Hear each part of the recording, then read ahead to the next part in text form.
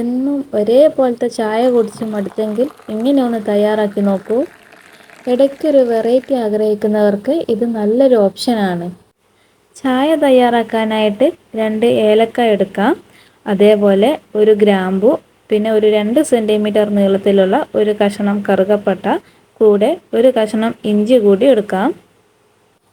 അതിനുശേഷം ഏലക്കായും ഇഞ്ചിയും ഒന്ന് ചെറുതായിട്ട് ചതച്ചെടുക്കാം.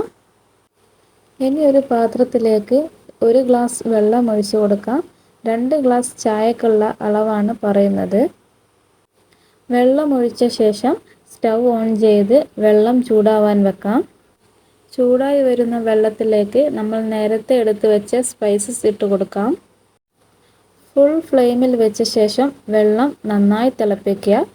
വെള്ളം നന്നായി തിളച്ച് വന്നാൽ അതിലേക്ക് 2 ടീസ്പൂൺ ചായപ്പൊടി ഇട്ട് കൊടുക്കാം.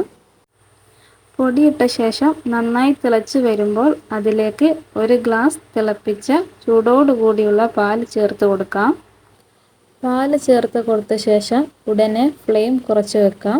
പാൽ ചേർത്തതിന് ശേഷം ഒരിക്കലും ചായ തിളച്ച് പൊന്തരുത്.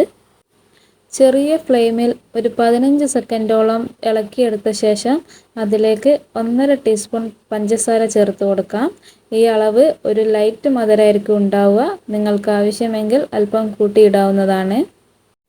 ഒരു 10 സെക്കൻഡ് കൂടി നല്ലപോലെ കുറഞ്ഞ ഫ്ലെയിമിൽ വെച്ച് ഇളക്കിയെടുത്ത ശേഷം നമുക്ക് ഫ്ലെയിം ഓഫ് ചെയ്യാം. ഫ്ലെയിം ഓഫ് ചെയ്ത ശേഷം ഉടനെ തന്നെ നമുക്ക് ചായ അരിച്ച് മാറ്റാം.